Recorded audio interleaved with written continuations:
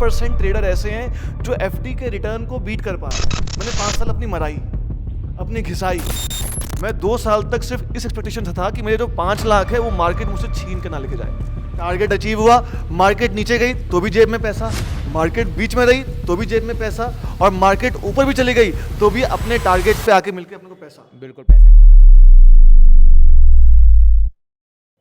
सो आज जिस ट्रेडर से मैं आपको मिलाने वाला हूँ, जिन्होंने सबसे टफेस्ट कॉम्पिटिटिव एग्जाम जो होता है हमारा जेईई का, and he has cracked IIT, and IIT crack करने के बाद इन्होंने अपना पढ़ाने का करियर स्टार्ट किया, जिसके अंदर ये फिटजी के अंदर बच्चों को पढ़ाते हैं अलॉन्ग विद, वो कहते हैं ना माँ अपने बच्चे को नहीं बुला सकती, ऐसे ही भाई साहब एक ट्रेडर ट्रेडिंग को नहीं बुला सकता।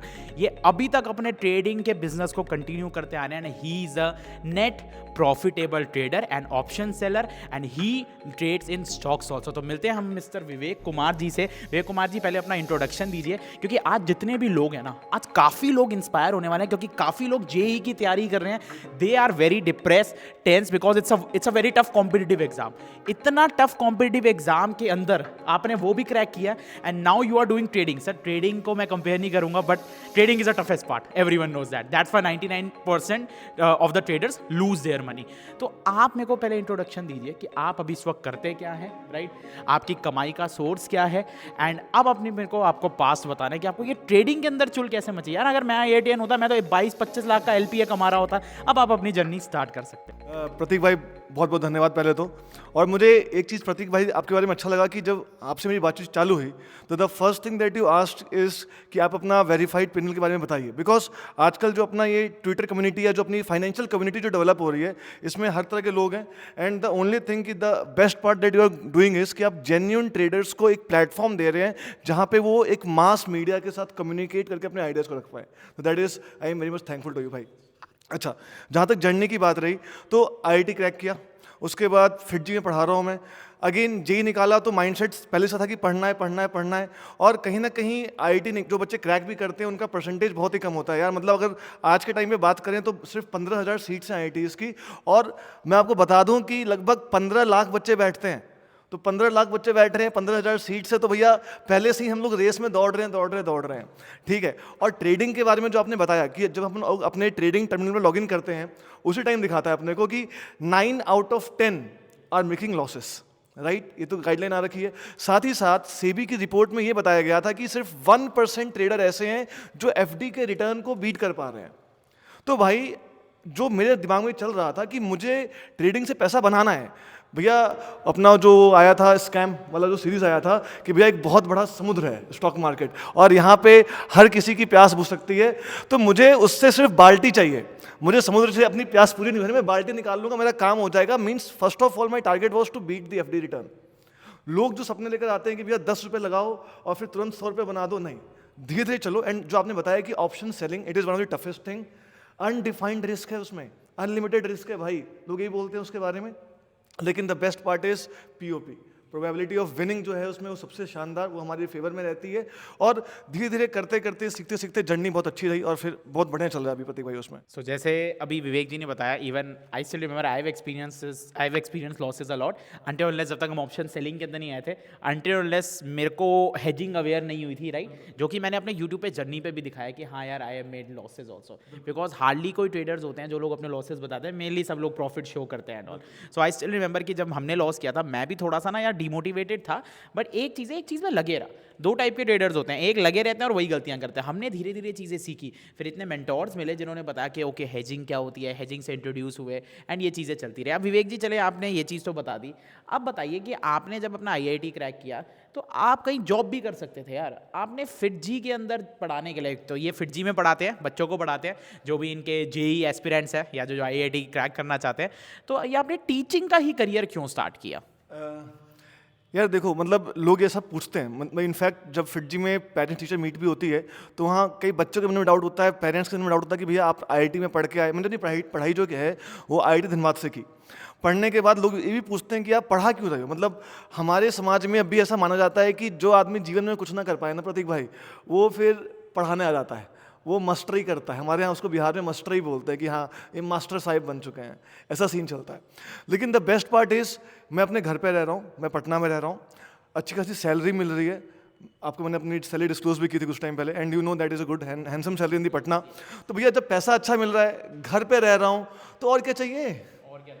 और मतलब ट्रेडिंग कर रहा हूँ, तो अब मतलब ऐसा चल रहा है कि हाँ मैं फिट जी बच्चों को केमिस्ट्री सिखा रहा हूँ। एंड द सेकंड जो हिंड साइड माइंड में जो चलता है कि बिहार जो है, मतलब एक बिहार, जैसे आप दिल्ली में रह रहे हो, तो एक बिहार के बारे में अगर मैं आपसे पूछूं कि भाई प्रतीक भाई क्या इमेज है, तो कहीं ना कहीं चलो आप मेरे सामने बोलोगे नहीं चलो ठीक है बिहार अभी कैसा है, लेकिन एक जो हिस्ट्री रही वो बहुत ग्लोरी रही। और अभी लोग ठीक है दिक्कत है वहाँ पे, मतलब गवर्नेंस को लेके, पैसे को लेके दिक्कत है, बट धीरे धीरे हम लोग डेवलप कर रहे हैं, सीख रहे हैं। और इस टाइम बिहार अगर डेवलप कर रहा है तो मैं चाहता हूँ कि मैं लोगों को उसमें फाइनेंशियली हेल्प करूँ, इन द सेंस कि मैं उस नॉलेज को बांटूँ जो मैंने सीखा शेयर मार्केट से। मैंने इनफैक्ट सही बोलूँ तो मैंने 5 साल अपनी मराई, अपनी घिसाई। और ऑब्वियसली बात है कि जैसे आपने बोला मुझे कि आपने 2 साल स्टार्टिंग में लॉस किया, then you became profitable, and the important thing is consistency. भाई लगे रहो, जीतोगे, गिरोगे गिरोगे फिर उठोगे फिर गिरोगे। हम जब बच्चे को तैयारी करवाते हैं भैया, हर बच्चा पैदा थोड़ा आइडियन होता है, वो घिसता है, रगड़ता है, मेहनत करता है, फिर कभी टेस्ट में नंबर कम आ रहे हैं, फिर डिप्रेस होता है, फिर लेकिन उठ के आता है कि नहीं सर इस बार निकाल लेंगे, फिर दोबारा मेहनत। सेम चीज़ ट्रेडिंग में अप्लाई किया, गिरो, लॉस होगा, बिल्कुल होगा, उसको एक्सेप्ट करो, फिर माइंडसेट बोलेगा नहीं दोबारा लड़ेंगे, फिर दोबारा लड़ो, फिर थोड़ा कम लॉस होगा, सीखो गलतियों से। और ये चीज़ मतलब जब तक आप एक्सपीरियंस नहीं करोगे प्रतीक भाई, ये बोलना आसान है लेकिन जब तक एक्सपीरियंस नहीं करोगे मतलब नहीं समझ पाओगे इसकी अहमियत क्या है। डेफिनेटली आपने बहुत सही चीज़ किया एक्सपीरियंस, जैसे मैंने बताया कि I made losses in like my past 2 years, but उस टाइम मैं ना थोड़ा सा गुस्से में रहता था यार, मुझे समझ नहीं आता था कि यार क्या ऐसा क्या गलत करें, because I am a good analyst. Along with analysis मुझे पता है यार चार्ट्स में मार्केट कहाँ जा रही है, राइट। मैं शुरू से एक डिस्क्रिशनरी ट्रेडर रहा हूँ, not systematic, but I was a discretionary trader. मैं करता रहा और मुझे लगता था यार मैं ना उस टाइम सबका बाप हूँ। पर जब पता लगा ना यार 1 महीने प्रॉफिट में वो 1 दिन का लॉस सारा गवा देता है। 10 दिन के प्रॉफिटेबल के डब्बे ना, वो 1 दिन लॉस का डब्बा आता है और वो पूरा प्रॉफिट वाइप कर देता है। और उस वक्त एक्सपेक्टेशन रहती थी यार परसेंटेज अच्छी बन सकती है। तो अब जब हेजिंग में आए, पता लगा आपका डीडी कितना होना चाहिए, आपका मंथ के अंदर प्रॉफिट का टारगेट कितना होना चाहिए। और सर मैं आपको बता दूं, trading is a very tough career, जो कमज़ोर दिल वाले हैं वो तो कर नहीं सकते। दूसरा, इस करियर में वो सोच के मत आना कि आपको भाई साहब लैम्बोर्गिनी मिल जाएगी एंड ऑल वो मिल जाएगा, ये तो आप नहीं कर सकते। Apart from I personally know, जब मैंने मेरे ट्रेडिंग में लॉसेज हुए थे तो I have open other businesses also. जैसे आप पढ़ा रहे हैं तो you have an income source. भाई ये यहाँ से पढ़ा रहे हैं, अपना जेई का जो पैसा आएगा स्टॉक मार्केट में लूज के लिए भी है। I have open a business, coffee business start किया हमने। फिर हमने पर्सनल फाइनेंस वो वाला नहीं, मतलब लोगों को फाइनेंस उधार पे पैसा देना स्टार्ट किया। तो हमें पता लगा स्टार्टिंग में जब लॉसेज होते हैं तो वहां से रिकवरी भी आई, ठीक है ना। फिर धीरे धीरे ये टोकन है खेलने की, ठीक है। चलिए आज मेरे बारे में नहीं, आज विवेक जी के बारे में बात होनी चाहिए। तो विवेक जी आप ये बताइए कि आपका ऑप्शन ट्रेडिंग, या ऑप्शन ट्रेडिंग छोड़िए, स्टॉक मार्केट के अंदर एक किस बंदे ने, यार देखो कोई ना कोई तो गॉड फादर है, मेंटोर होता है, और मेंटोर भी ना हो, कोई बंदा ही होता है कि उसको देख के इन्फ्लुएंस हुए हो, या कभी आपने कोई और मार्केट में ट्रेड किया हो। तो आपने अपनी स्टॉक मार्केट की जर्नी स्टार्ट कैसे करी? दूसरा क्वेश्चन आपसे ये रहेगा कि आपका लॉस सबसे ज़्यादा कितना था, और आपने कितने साल हो गए अभी आपको ट्रेडिंग करियर के अंदर आए हुए। और ये एक इंपॉर्टेंट क्वेश्चन है, लोगों को पता नहीं लगता। जैसे हमने बताया कि हमने 2 साल लॉस भी किया, ये लोग जानना चाहते हैं कि आपने लॉस कितने टाइम तक किया था और प्रॉफिट कब से आना स्टार्ट हुआ, ताकि वो लोग हार ना माने कि जो लोग 3-3 साल तक मेहनत कर रहे हैं मेरा तो लॉस ही चल रहा है। कि हाँ, लोग कुछ सालों लॉस करके भी बन सकते हैं, क्योंकि गिरोगे नहीं तो उठने का आपको वो अहमियत पता ही नहीं लगेगी। बताइए। प्रतीक भाई, क्रिकेट देखते हैं आप? T20 फॉर्मेट है, 50-50 फॉर्मेट है, टेस्ट फॉर्मेट है। एक बंदा तीनों फॉर्मेट्स में ही फोड़ दे, वेरी रेयर प्रोबेबिलिटी। हर बंदे की किसी न किसी फील्ड में स्पेशलाइजेशन होती है। जैसे राहुल द्रविड़, उनको अपन बोलते थे भैया कि टेस्ट क्रिकेट खिलवाना है, he is the wall of India. Same चीज मार्केट में मेरे साथ हुई। मैं 2017 में मार्केट में आया, एक दोस्त था, उसने बोला भाई कुछ होता है ऐसा स्टॉक मार्केट, अकाउंट खोलिए। दोस्त मतलब दोस्त यार होता ही किस लिए है अच्छी से अच्छी एडवाइस, गंदी से गंदी एडवाइस वहीं से मिलती है। तो अपना अकाउंट खोल लिया, इक्विटी से चालू किया, पूरा पढ़ा, सपोर्ट क्या होता है, रेजिस्टेंस क्या होता है, इंडिकेटर्स क्या होते हैं, ईएमए, फलाना ढिमका, आरएसआई, मैकडी, मतलब बोल दो आप, नाम ले लो, मैं बोल दूंगा मैंने पढ़ रखा है। ऐसा सीन चल रहा था। इक्विटी मार्केट में ट्रेड जब करना चालू किया, साथ ही साथ जॉब चल रही थी, तो ये बहुत डिफिकल्ट होता था अपने ट्रेड्स को मतलब मैनेज करना है, उसको देखते रहना। धीरे धीरे फिर इक्विटी में था कि पैसा कम बन रहा है, कम जा रहा है, लेकिन उस टाइम इतनी दिमाग की बुद्धि नहीं हुई थी कि मुझे कितना मार्केट से एक्सपेक्टेशन रिटर्न चाहिए। हम उस पर बात करेंगे कि what should be the ideal return one should expect from the market. Futures में आया, भैया लॉट साइज, लेवरेज मिल रहा है, काम हो रहा है। उस टाइम तक हेजिंग के बारे में कोई आइडिया था नहीं कि हेजिंग होता क्या है, लेकिन आज हेजिंग का मतलब कोई मुझे बोले तो मैं पूरे बदन में टैटू बनवा लूँ। मेरे को भी अगर कोई बोले ना, टू बी ऑनेस्ट, और मैं काफ़ी मेंटोर्स को थैंक्स कहना चाहता हूँ कि थैंक्स मुझे हेजिंग इंट्रोड्यूस हुआ कि भाई अब आप ही बताओगे हेजिंग की अहमियत क्या है। मतलब हम हेजिंग पे बात करेंगे, मतलब भाई अगर मुझे कोई बोले तो यहाँ हेजिंग मतलब गुदवाल भाई, hedging is the most important part in trading. फिर फ्यूचर्स, जैसे जर्नी की बात करते हैं तो फ्यूचर्स में आया, फ्यूचर्स में अच्छा खासा लॉस भी हुआ, प्रॉफिट भी हुआ, दोनों चीज़ें देखी, लेकिन वो सब चीज़ें माइंडसेट को सूट नहीं किया। देन मैं ऑप्शंस में आया। इत्तेफाक से उस टाइम, जैसे आपने अभी इंस्टाग्राम पे रील भी डाली थी, थीटा गेनर्स रियांश भाई, तो उनके यूट्यूब चैनल के माध्यम से मैंने ऑप्शन सेलिंग के बारे में समझा। तो 3 सेगमेंट में काम किया, equity, futures, options, and I realised कि ऑप्शंस ट्रेडिंग ऐसी चीज़ है जो मेरे माइंडसेट को सूट करती है। So first of all viewers, ये चीज़ आपको एनालाइज करनी पड़ेगी कि आप किस सेगमेंट में अच्छा कर सकते हो, जो सेगमेंट आपके माइंडसेट को सूट करे। राइट प्रतीक? तो this is the first answer कि मैं ऑप्शंस में क्यों आया और रेयांश के माध्यम से आया। ठीक है, उसके बाद जब बहुत सारी स्ट्रेटेजीज होती हैं ऑप्शन सेलिंग में, आप जानते हैं straddle, strangle, iron condor, iron fly, मतलब सब पे काम किया। उन सारी स्ट्रेटेजीज में यह था कि मुझे मार्केट को देखना पड़ता था। कोरोना था बीच में, I was having sufficient amount of time to monitor the trades, लेकिन धीरे धीरे फिर जब मैंने वापस ऑफलाइन कोचिंग ज्वाइन कर ली तो टाइम कम मिला मुझे, तो मैंने अपनी स्ट्रेटेजीज चेंज करके, हम बाद में बात भी करेंगे उसके बारे में, ऑप्शन व्हील स्ट्रेटेजी पे काम करना चालू किया। इसके बारे में एक भैया थे, मंजेश भैया, कभी उनसे मिलवाऊंगा मैं आपको, मतलब ही is a very good trader और बहुत अच्छे बंदे हैं। तो उन्होंने मुझे इसके बारे में सिखाया सब कुछ, मेंटर मतलब मेरे बड़े भाई जैसे। तो मंजेश भैया ने सिखाया मुझे चीज़ों को, और फिर मैं अब ऑप्शन व्हील पे ही काम करता हूँ mainly, and it is a purely hedge strategy. हम हेजिंग क्या होती है इसे बात भी करेंगे। अच्छा, नेक्स्ट क्वेश्चन वाज कि हमारा जो रिटर्न होना चाहिए उस पर एक आपसे प्रतिक्रिया, फिर से एक सवाल पूछता हूँ मैं आपको बोलूँ कि 9 साल में मैं आपके पैसे को 8 गुना कर दूंगा, क्या मानते हो पॉसिबल है? 9 साल में साल के अंदर 8 गुना? 8 गुना पैसा नहीं। नहीं। चलो ठीक है, मैं आपको ये बोलूँ कि आपको मंथली सिर्फ 2% का टारगेट करना है, मानते हो इस बात को? भाई लोग ध्यान से सुनना, 9 साल में 8 गुना पैसा सुनने में लग रहा है कि, क्योंकि ये ना इसलिए बोल रहा है भाई क्योंकि ये जानता है कि ये चीज़ संभव नहीं है। पर जब मैंने इस भाई से पूछा कि मंथली 2%, तो भाई ने खुशी खुशी हंसते हुए बोल दिया हाँ, क्योंकि हमने बनाया है भाई। अब मैं आपको बताता हूँ, सुनना, आप लोग भी सुनिएगा ध्यान से। मंथली 2% अगर आप बना रहे हो ना, तो 9 साल में आपका पैसा 8 गुना हो जाएगा। Compounding, that is compounding. Monthly 2% इस साल का 24%, जो कि बहुत ही बेहतरीन, बहुत ही सेफ टारगेट है। और अगर आप कैपिटल को प्लस इंटरेस्ट रेट, जो इंटरेस्ट है, रीइन्वेस्ट करते अब हाँ, मतलब जो पैसा बना रहे हो मार्केट से, वो मार्केट में ही रह रहा है, आप मार्केट के पैसे से अपना घर नहीं चला रहे हो। And that is again important thing कि मेरी जो फिटजी से सैलरी आ रही थी, दैट वाज सफिशिएंट कि मैं अपना डेली का खर्चा उठा पाऊँ। तो मेरे को कभी ऐसा लोड नहीं आया दिमाग के ऊपर कि मुझे मार्केट से पैसा निकालना है, उसी से अपना घर चलाना है, बीवी बच्चों का खर्चा उससे चलाना, नहीं नहीं नहीं, वो पैसा सैलरी है। तो सैलरी अगर आपसे कहीं से आ रही है तो that makes creates a buffer कि आपको टेंशन नहीं है। अब देखो भाई प्रतीक, सुनना ध्यान से, 2% महीने का, 24% साल का हो गया, रूल ऑफ 72, तो 72 डिवाइडेड बाई 24, तो आपका आता है 3, तो हर 3 साल में आपका पैसा डबल, तो 3 साल में आप 2x, 6 साल में कितना, कमेंट में बताइए आप लोग, और फिर 9 साल में 8x। तो 9 साल में पैसा 8 गुना हो सकता है कम लालच के साथ। तो आई थिंक मैंने इस सवाल में, इस जवाब में ये भी बता दिया कि what should be the target. So इसी को ही कहते हैं पावर ऑफ कंपाउंडिंग, और तभी कहते हैं दुनिया के अंदर 7 अजूबे हैं, 8वां अजूबा है इस पावर ऑफ कंपाउंडिंग।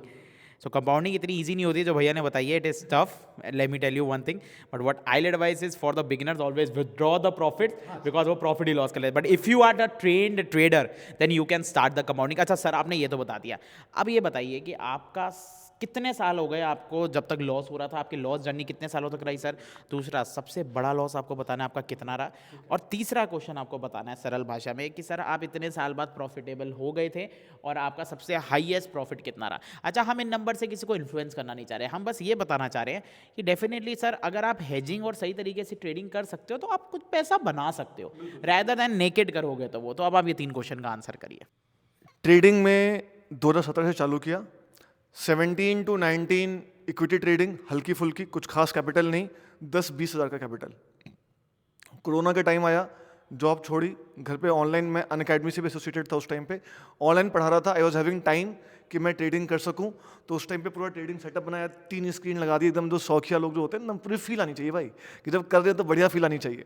तो उस टाइम पे 2020 कोरोना जो पीरियड आया, you can say that I am a mainly corona born trader.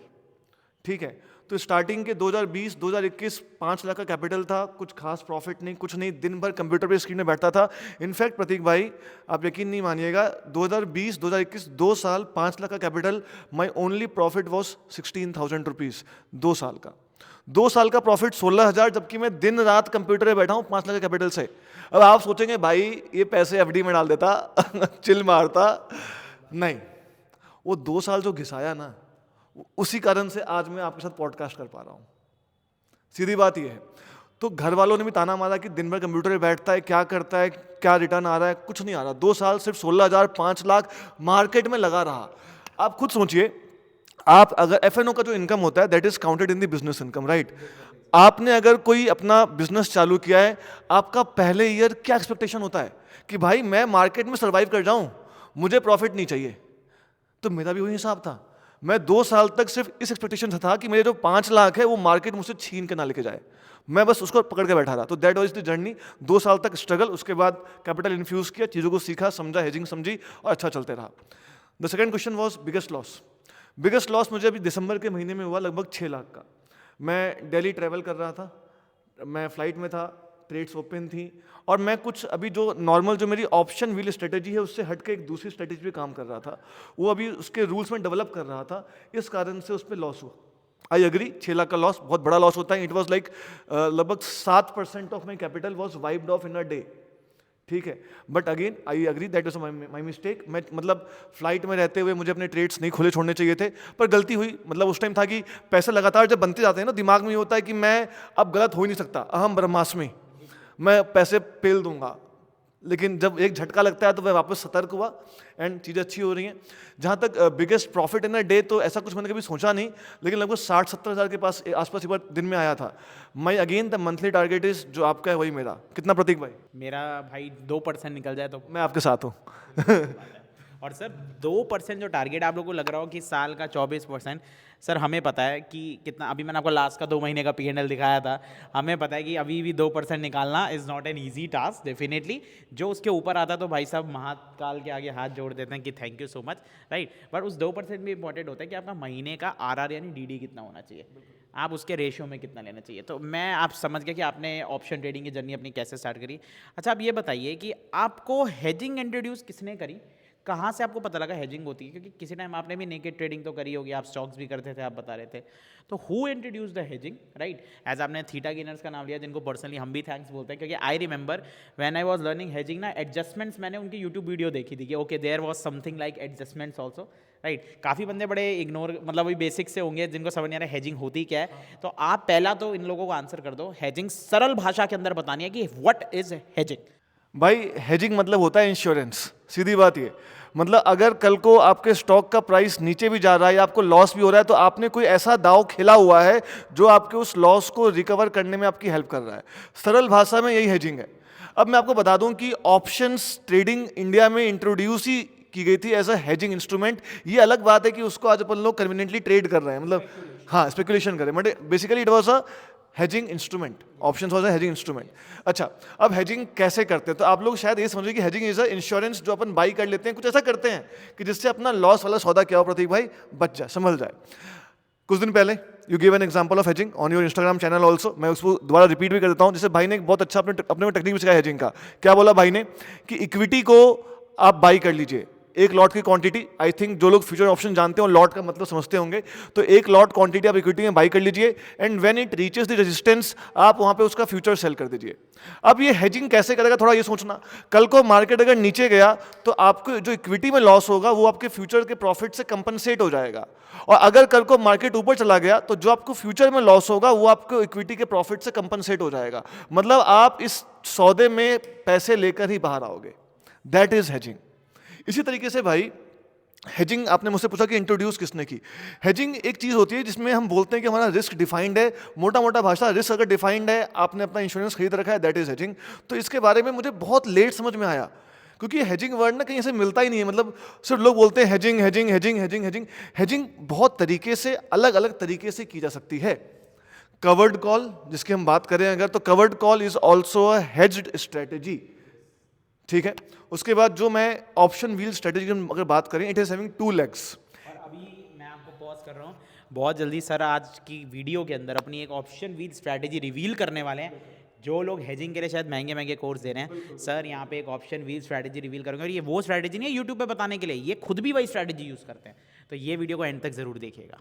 प्रतीक भाई, पिछले 2 साल से जो भी रिटर्न आ रहा है साल का 24%, 25%, 24% मिनिमम, और भगवान की कृपा से, राम जी की कृपा से वो 30% तक भी टच कर जाता है। And the major contributor of the profit is option wheel strategy. एक ऑप्शन व्हील समझिए इस चीज़ को, कि एक चक्का है, चक्रव्यूह है, चक्का है, व्हील है, पहिया है। इस पहिए के भैया 2 सेगमेंट हैं। वो 2 सेगमेंट कौन से हैं? एक है कैश सिक्योर्ड पुट और दूसरा है कवर्ड कॉल। एक चीज़ और, मैं जो भी बातें बता रहा हूँ ना, ये सारी बातें भाई साहब यूट्यूब पे अवेलेबल हैं, लेकिन अगर आप बातों को समझिए तो इंपॉर्टेंट थिंग इज कि आप यहाँ क्यों बैठे, क्योंकि आप मुझसे मेरा कन्विक्शन समझ सकते हैं कि मैं उस स्ट्रेटेजी में किस हद तक कन्विक्टेड हूँ। जो मैं बता रहा हूँ, जो मैं समझा रहा हूँ आपको, वो सब चीज़ अवेलेबल है। तो भैया 2 सेगमेंट हैं, cash secured put, covered call. What is cash secured put? इसका नाम ही है कि मैंने अपने पुट को कैश के थ्रू सिक्योर कर लिया, यानी आपने अपने स्टॉक को पुट से सिक्योर कर लिया। मैंने बस बोली लगा दी कि भैया रिलायंस, जैसे रिलायंस अभी चल रहा है प्रतीक भाई 2900, and I am interested to buy it as 2600 के पास में खरीदना चाहता हूँ, तो मैं 2600 का पुट बेचूंगा। एंड आप बोलेंगे नेकेड पुट, मैं बोलूँगा हाँ नेकेड पुट है, लेकिन उसको हेज कैसे किया? मैंने कैश रखा हुआ है। तो इट इज़ अ, देखिए इस बात को समझना पड़ेगा आपको कि future and options is a capital intensive market. आपके पास अगर पैसा नहीं है ना, तो आप एफएनओ में काम मत करो। आजकल मार्केट में लोगों को दिखाया जाता है कि भैया 10,000 लाओ, स्टॉक भाग रहा है, ऑप्शन बाई कर लो, कॉल बाई कर लो, गिर रहा है पुट बाई कर लो। नहीं, it is a capital intensive market. आपको पैसा चाहिए होगा, तो इसमें अपन एक कैश सिक्योर्ड पुट पे काम करते हैं। उसमें मोटा पैसा चाहिए। स्टॉक को हम जिस प्राइस पे खरीदना चाहते हैं उसका अपन पुट बेचेंगे। वो प्राइस अगर ब्रीच हुआ, we will purchase the stock. अपने कैश से हमने उसको हेज करके रखा हुआ है। अब हम सरल भाषा में समझेंगे आपसे ऑप्शन व्हील स्ट्रेटेजी। मैं आपसे आशा करता हूँ विवेक जी, आपको बहुत इजी लैंग्वेज में सबको बताना है विद अ प्रॉपर एग्जांपल, ताकि हमारे जितने भी लोग देख रहे हैं, हमारे प्यारे ट्रेडर्स देख रहे हैं जो हमें प्यार करते हैं, and those who are struggling, ताकि वो समझ पाएँ इजी लैंग्वेज में, और उनको शायद इस वीडियो के बाद कोई वीडियो देखने की ज़रूरत ना पड़े। तो आपको बहुत सरल भाषा के अंदर सिखाना है कि ऑप्शन व्हील होता क्या है विद प्रॉपर एग्जाम्पल। ठीक है, तो प्रतीक भाई इसमें मैं मान के चल रहा हूँ कि आप मेरे स्टूडेंट हो, ठीक है? तो आप मतलब मुझे पूरा एकदम रिस्पॉन्स देते हुए चलोगे। बस आप माइक यहाँ करते हैं। बिल्कुल बिल्कुल, मैं करते रहूँगा, कोई इशू नहीं है उसका। रिलायंस इंडस्ट्रीज अभी भाव चल रहा है 2900।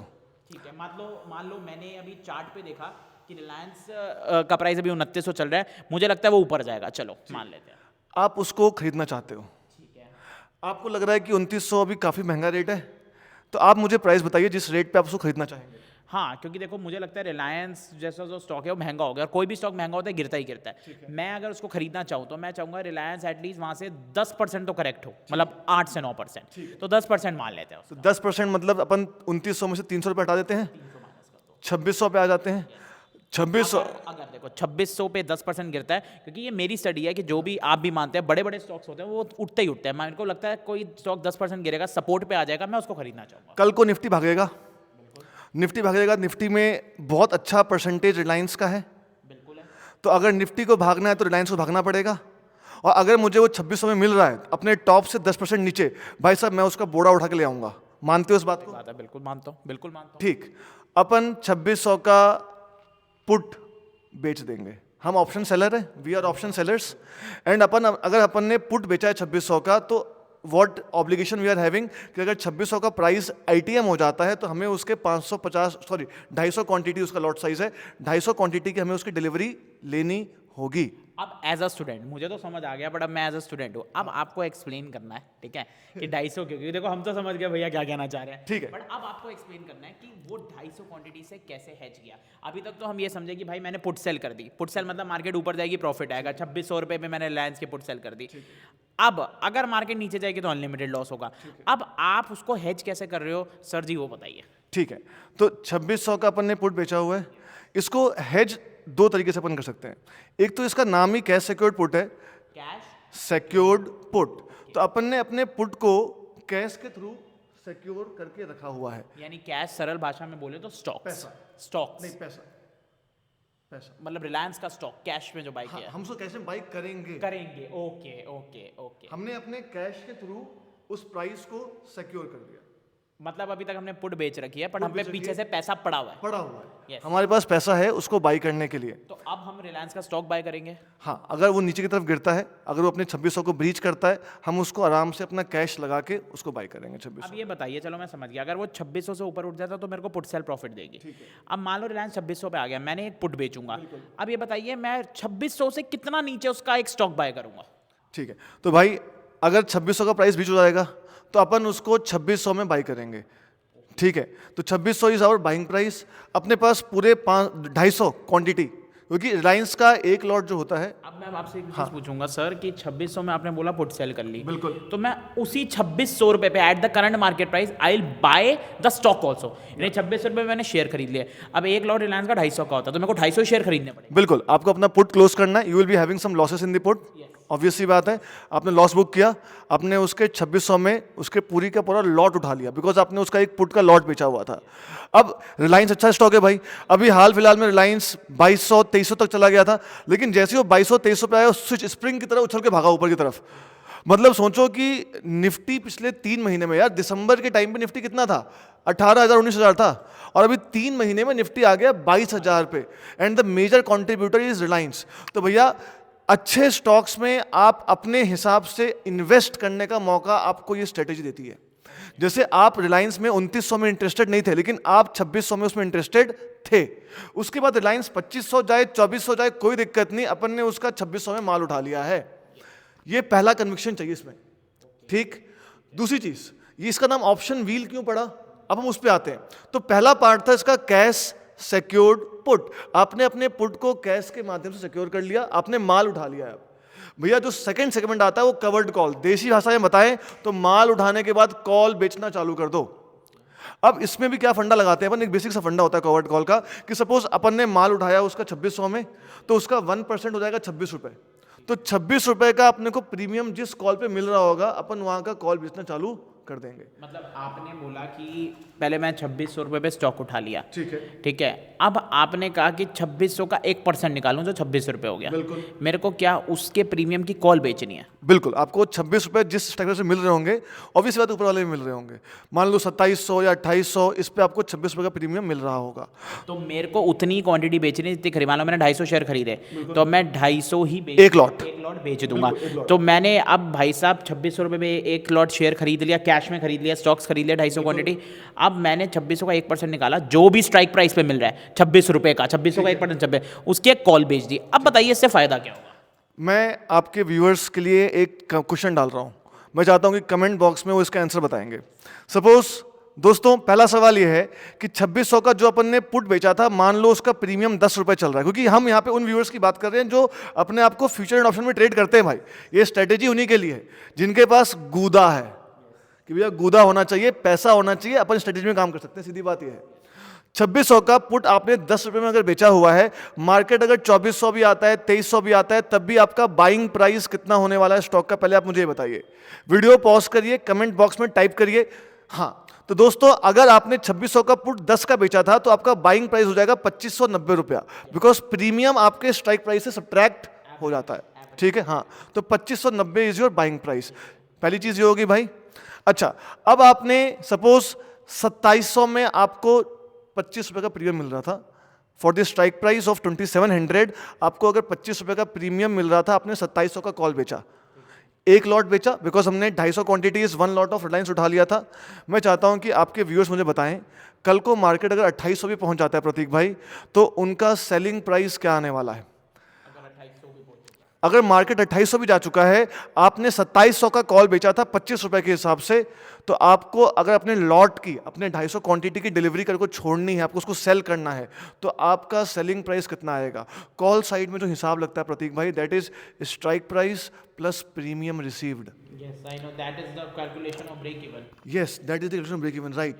तो ठीक है, आपने मेरे को बता दिया कैश कवर्ड पुट। अब बात करते हैं जो आपकी ऑप्शन व्हील स्ट्रैटेजी है, जो आप कह रहे हो सर ऑप्शन व्हील। अब आप सिखाइए कि ऑप्शन व्हील, कवर्ड कॉल या जो भी आपकी स्ट्रैटेजी है, ये ऑप्शन व्हील कैसी हेजिंग स्ट्रैटेजी है? जो स्टॉक की स्ट्रैटेजी आप कह रहे हो कि स्टॉक्स के अंदर लॉसेज होने से, यानी आपका बचाना नहीं बोलूंगा कंप्लीटली, पर कम हो सकता है, लॉसेज कम करा सकती है, जिसको हम हेजिंग बोलते हैं। अब आप सिखाइए आपकी ऑप्शन व्हील सीक्रेट स्ट्रैटेजी है क्या? ठीक है, बिल्कुल सरल भाषा में समझाना है सर। बिल्कुल भाई, मैं पूरी कोशिश करूंगा। प्रतीक भाई, ऑप्शन व्हील स्ट्रैटेजी के लिए मेनली 2 सेगमेंट होते हैं यार। वन इज द CSP जिसको हम बोलते हैं, cash secured put, and the second segment is covered call. जो इसमें मेनली हेजिंग का पोर्शन आता है प्रतीक भाई, वो आता है कवर्ड कॉल में। तो क्योंकि हम लोग हेजिंग की बात कर रहे हैं, तो मैं स्टॉक को धीरे धीरे कवर्ड कॉल की तरफ लेके जाता हूँ कि लोग कवर्ड कॉल का क्या मतलब होता है। प्रतीक भाई सपोज रिलायंस अगर हम बातचीत करें, रिलायंस का एक लॉट जो है दैट इज 250 क्वांटिटी, तो अपने पास 250 क्वांटिटी रिलायंस की आपके इक्विटी में पड़ी हुई है आपके पास। सपोज आपके पास 250 क्वांटिटी आपने रखी हुई है रिलायंस की। अच्छा एक बात बताओ, आप 250 क्वांटिटी आपका रिलायंस मान लेते हैं कि आपने उसको भी परचेज किया, अभी रिलायंस का भाव 2900 3000 चल रहा है, तो अपनी कैलकुलेशन के लिए उसको मान लेते हैं 3000, तो आपने 3000 रुपये लगाकर पर शेयर 250 क्वांटिटी आपने किसी खरीद ली भाई, मतलब हाँ नहीं खरीद सकता मैं, मान लो खरीद ली, मतलब 3000 रुपये लगाकर, ओके शेयर 3000 का चल रहा है, मैंने 250 क्वांटिटी खरीदी, दैट इज 7.5 लाख रुपए। प्रतीक भाई ये मानना पड़ेगा आपको कि FNO is a capital intensive market, तो भैया मोटा पैसा है तभी ट्रेडिंग करो FNO सेगमेंट में। जो लोग ये सपना दिखाते हैं कि भैया ऑप्शन बाइंग, वो सपना मतलब देखने में अच्छा लगता है यार, कि स्टॉक भाग रहा है कॉल खरीद लो, स्टॉक गिर रहा है पुट खरीद लो, लेकिन असली में ऑप्शंस आर हेजिंग इंस्ट्रूमेंट्स। तो मैं आज ये बता रहा हूं कि मैं किस तरीके से कवर्ड कॉल करके अपने स्टॉक को हेज कर सकता हूं। पक्की बात है भाई। तो आपने 3000 रुपये पर शेयर लगाकर रिलायंस के 250 शेयर लिए। 250 क्यों लिए भाई लोग? क्योंकि 250 is the lot size of Reliance, मतलब आपने 7.5 लाख रुपए लगा दिए। 250 इंटू 3000 7.5 लाख रुपए। यहां तक हिसाब क्लियर हो गया अपना। अब आपको डर क्या है? मेन डर क्या है कि सर कल को अगर रिलायंस का भाव गिरने लग जाएगा तो मेरे को तो इक्विटी में लॉस होगा। और प्रतीक भाई हम लोग तो हेजिंग वाले आदमी हैं, अपने को मेन ये समझना है कि भैया अगर नीचे की तरफ गिरते जाए मार्केट, ठीक है मैं जानता हूँ रिलायंस अच्छा शेयर है, कल को निफ्टी भागेगा और निफ्टी के अंदर रिलायंस का अच्छा कंट्रीब्यूशन है, तो कल को तो मेरे पास पैसा बनेगा। लेकिन आज अगर रिलायंस गिर रहा है तो दिल में जो धक धक हो रही है, मैं उसको कंपनसेट करने के लिए कुछ तो प्रॉफिट मार्केट से आते जाए। दैट इज हेजिंग कि भैया अगर रिलायंस नीचे भी जाए तो मैं उसको किसी तरीके से हेज कर पाऊँ। ठीक, अच्छा अब इसमें हेजिंग कैसे करेंगे? तो अब समझो एक बात कि रिलायंस आपने 3000 में लिया, आपके मन में कुछ तो टारगेट होगा ना प्रतीक भाई कि रिलायंस 3200 का हो जाएगा। मैं मान लेता हूँ टारगेट 3300 का, चलो या 3500 का मान लो। 3500 मान लेते हैं, ठीक है। तो 3500 इज रफली अराउंड अपना, अगर हम बात करें 18 से 20% का टारगेट आपने ले लिया। ठीक है कि अगर रिलायंस 3500 का हो जाएगा तब मैं 250 क्वांटिटी अपनी बेच दूंगा, 500 रुपए मुझे पर शेयर प्रॉफिट होने वाला है। ठीक है, तो अब एक बात बताओ, हम लोग इसके लिए यूज करते हैं कवर्ड कॉल। क्या यूज करते हैं भाई? Covered call. आप एक्सप्लेन करिए कवर्ड कॉल है क्या चीज? भैया कुछ नहीं करना, जिस प्राइस पे आपको बेचने का मन है, यहां पे आपको अपने रिलायंस के शेयर किस प्राइस पे बेचने का मन था? 3500 वाज योर टारगेट। क्योंकि मैंने 3000 पे खरीदा, स्टॉक्स खरीद रखे कैश में, ठीक है ना, इक्विटी। अब मेरा को लगता है 3500 रुपये पे शेयर जाएगा उसका, तो आप ये कह रहे हो मैं 3500 पे एक कॉल बेच दूंगा। 3500 का कॉल बेच देंगे। ओके सो अभी समझ आया हमारे टीचर साहब से। टीचर जी ने कहा कि 3000 पे शेयर बाय कर लिया, 3500 पे कॉल सेल कर लिया, मतलब एक मैंने डब्बी बना ली। अब कैसे होगा? अब क्या होगा? अब हिसाब लगाते हैं। 3 सिनारियो भाई अपने पास, 3 सिनारियो समझिएगा। पहला, मार्केट जो है 3000 से नीचे तक गिरने लग गया कि हमने जब एक कॉल बेचा, ऑब्वियसली बात है आप लोग जानते होंगे कि हर कॉल या पुट का एक कॉन्ट्रैक्ट डेट होती है, एक्सपायरी डेट होती है। We are working in the current month, अभी मान लो मार्च का महीना चल रहा है, तो हमने मार्च की कॉल 3500 की बेच दी है। अब अपने पास 3 सिनारियो भाई लोग, मैं चाहता हूं एकदम ध्यान दें आप लोग। पहला सिनारियो प्रतीक भाई, मार्केट रिलायंस 3000 से नीचे गिर सकता है। दूसरा सिनारियो, मार्केट 3000 से 3500 के बीच में हो सकता है। और तीसरा सिनारियो, मार्केट 3500 को फाड़ के ऊपर भी जा सकता है, बिल्कुल। तीनों सिनारियोस को डिस्कस कर लेते हैं।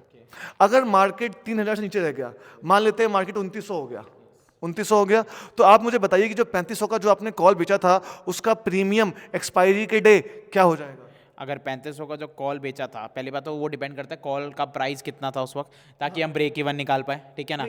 ऑन द एक्सपायरी डे उस जीरो, बिल्कुल सही बात है भाई, OTM ऑप्शन है भाई, जीरो हो जाएगा। मतलब जो आपने कॉल बेचा था उसका पूरा पैसा जीरो हो जाएगा आपकी जेब में, क्योंकि नेट क्रेडिट आ जाएगा हमारे। नेट क्रेडिट आ जाएगा। तो आप सोचो ध्यान से कि रिलायंस का स्टॉक भले ही 2900 पे आ गया, बट फिर भी इक्विटी में आपको लॉस हो रहा है, and that loss is hedged by call option, that is why it is called covered call. और मैं आपको ये भी इजी लैंग्वेज में बता दूं, जो सर ने समझाया कि बिल्कुल सही। अगर मैंने 3500 पे कॉल बेचा, यार वो कॉल बेच रहा है, जो मार्केट नीचे गिरेगी वो प्रीमियम मेरा नेट क्रेडिट आता रहेगा। शेयर में अभी तक मेरे लॉस हो रहा है, तो शेयर का लॉस वो मेरा कॉल ऑप्शन कवर कर देगा, और इसी को बोलते हैं हेजिंग। अब बताइए सर दूसरा केस जिसमें मार्केट बीच में रहेगी। बीच में रहेगी। भाई साहब ये तो रसगुल्ला वाला केस है, दोनों हाथ में लड्डू रहेगा। भाई लड्डू खिलाने भी हैं इसके बाद। ठीक है भाई, मान लेते हैं मार्केट चल रहा है 3200 पे, मार्केट 3200 पे चल रहा है। ध्यान देना प्रतीक भाई, आपने रिलायंस का शेयर 3000 में लिया था, मैंने लिया और 3500 का टारगेट है। 500 का टारगेट है, 3500 पे कॉल सेल कर रखी है। बढ़िया। शेयर चल रहा है 3200 का, मतलब इक्विटी में 3000 में हमने लिया है, 3200 चल रहा है, हर शेयर पे प्रॉफिट। सर शेयर पे 200 रुपए का प्रॉफिट है। आपका लॉट साइज, मेरा लॉट साइज 250 है। नेट प्रॉफिट सर 250 इंटू 100 50,000 रुपए। 50,000, इक्विटी में 50,000 का प्रॉफिट। और आपको मुझे बताना है कि जो 3500 का कॉल ऑप्शन था on the day of expiry, वो तो ओटीएम ऑप्शन है, उसका प्रीमियम कितना हो जाएगा? अब सर बढ़ेगा अब तो प्रीमियम। जीरो। एक्सपायरी डे अच्छा एक्सपायरी डे, सॉरी एक्सपायरी पे प्रीमियम जीरो हो जाएगा। जीरो हो जाएगा। हम तो एक्सपायरी के दिन बात कर रहे हैं कि मार्केट 3200 पे है। क्योंकि सर एक्सपायरी में ऑब्वियसली टाइम वैल्यू पूरी खत्म हो जाएगी, प्रीमियम भी नीचे गिरता रहेगा। और हमने इसमें इस केस में ओटीएम सेल किया था अभी, बट इन द मनी करते तो थोड़ा मुश्किल होता। हाँ ओटीएम करेंगे तो, यानी आप कह रहे हो अगर बीच में आ गया तो मेरे को एक तो थीटा का भी फायदा मिलेगा, एक वो जो बेच रखा है वो फायदा, और Equity। जो स्टॉक खरीद रखा है उसके भी 200 रुपया का प्रॉफिट मिल गया मुझे। तो दोनों हाथ में लड्डू, इक्विटी सेगमेंट में भी लड्डू, ऑप्शन सेगमेंट में भी लड्डू। लड्डू यानी ये पता क्या हो गया, हम ना क्रिकेट में सट्टा खेलते थे सेशन। जैसे मान लो कोई कोहली है, हमें लगता है 6 ओवर के अंदर 50 से ऊपर बनाएगा, हम 50 यस कर देते थे, 50 भाव आ रहा है कि 50 से ऊपर आएंगे तो जीतेंगे। पर जब भाव आता था 60, हम 60 नोट कर देते थे कि अगर वो 50 से ऊपर बनाएगा और 60 से कम तो दोनों जीतेंगे। बस बस बस यही बात है। अब बताइए, अब ये वाला केस है कि यार मान लो 3500 से ऊपर चला गया 4000 ले जाते हैं, तो मेरे को सर आप ये बताओ 3500 में लॉस नहीं आएगा कॉल में? 4000 ले रहे हैं, 4000 4000 ले गए, कितना 40% हो गया? आपके व्यूअर्स के लिए 4000 ले गए। परसेंट हाँ 33.33%। हाँ। ठीक है, तो अब सोचो ध्यान से, हिसाब लगा लेते हैं इसका भी, कोई दिक्कत की बात नहीं है। आप खुद सोचो कि आपने 3000 का शेयर लिया, कहाँ चला गया भाई लोग? 4000। एक शेयर में फायदा कितने का? सर एक शेयर में हो गया हमारा 1000 रुपए का, 250, लॉट साइज वॉज 250, 2.5 लाख रुपए। 2.5 लाख इक्विटी में फायदा हुआ है। अभी जो हमने कॉल ऑप्शन बेचा था वो इस बार आईटीएम हो जाएगा। अब इन द मनी हो जाएगा क्योंकि ऑब्वियसली ओटीएम पे बेच रखा था, अब ओटीएम एटीएम को पास करके इन द मनी हो जाएगा। यस बराबर। इन दी मनी होने के बाद on the day of expiry वो 3500 का था, तो उसकी नेट वैल्यू 500 रुपये हो जाएगी। आप इंट्रिंसिक वैल्यू के बारे में आई थिंक, अच्छा ये मैं आपको बता दूं, जो ये सर कैलकुलेशन कर रहे हैं सारी ब्रेक इवन कैलकुलेशन है, जिसमें स्ट्राइक प्लस प्रीमियम और दूसरी होती है स्ट्राइक माइनस प्रीमियम। ये सारी कैलकुलेशन सीखने की जरूरत नहीं, क्योंकि आजकल सॉफ्टवेयर आ गए हैं, सेंसिबल आ गया है, ऑप्स्ट्राइज आ गया है, और हमारा फेवरेट स्टॉकमॉक आ चुका है। आप इस पर सीधी सी बात है, जो सर ने पोजीशन बनाई, जैसे 3000 का स्टॉक बाय किया, 3500 की कॉल बेची, आप अपने सिस्टम में डालिए, आपको ब्रेक इवन लिखा आ जाएगा, इंट्रेंसिक वैल्यू निकालने की कोई जरूरत नहीं पड़ेगी, ना स्पॉट माइनस स्ट्राइक ना कुछ एंड ऑल, सब आ जाएगा। चलो मान लेते हैं 4000 आ गया और 500 रुपए का मेरे को प्रीमियम, अब वो आईटीएम में हो जाएगा। हाँ वो आईटीएम, तो आपको नेट लॉस जो हो रहा होगा वो आपको कॉल ऑप्शन में 500 रुपये का हो रहा होगा। पर नेट प्रॉफिट मुझे 500 का होगा। नेट प्रॉफिट 1000 का चल रहा था वहां पर, अब 500 का। अब 500 का होगा। ओके, तो सर ने बोला कि अब मान लो मैंने कॉल बेच दी, ठीक है ना, अब भाई साहब कॉल वो इसको हम हिसाब लगा देते हैं प्रतीक भाई गणित के थ्रू। तो आपने मुझे बताया कि अपने को जो प्रॉफिट हो रहा है इक्विटी सेगमेंट में वो 2.5 लाख का हो रहा है, बराबर बात है। और अपने को जो कॉल्स अपने सेल किया था उसमें लॉस होगा 500 का इंट्रिंसिक वैल्यू के बाद 1,25,000 का, 25 का, और 1,25,000 का लॉस होगा, 1,25,000 का प्रॉफिट हो जाएगा। यही खेल है। ये हो गया कि सर देखो 3000 पे शेयर बाय किया, 4000 पे शेयर पहुंच गया, 3500 पे कॉल बेच रखी है, तो यार 1000 रुपए का तो स्टॉक्स के अंदर प्रॉफिट आ गया। जो 3500 पे कॉल बेची है, ठीक है ना, अब वो आईटीएम बन के वो 500 रुपए का लॉस दिखाएगी, तो नेट तो तब भी मेरे पास 500 रुपए की 500 बचेंगे। और आपका टारगेट क्या था? 500 ही था। 500 नहीं। टारगेट अचीव हुआ, मार्केट नीचे गई तो भी जेब में पैसा, मार्केट बीच में रही तो भी जेब में पैसा, और मार्केट ऊपर भी चली गई तो भी अपने टारगेट पे आके मिलके अपने को पैसा। बिल्कुल पैसा का। सर एक और क्वेश्चन पूछना चाहूँ। बिल्कुल भाई बताइए। अब देखो हम जानते हैं ऑप्शन सेलर का तो प्रॉफिट लिमिटेड होता है।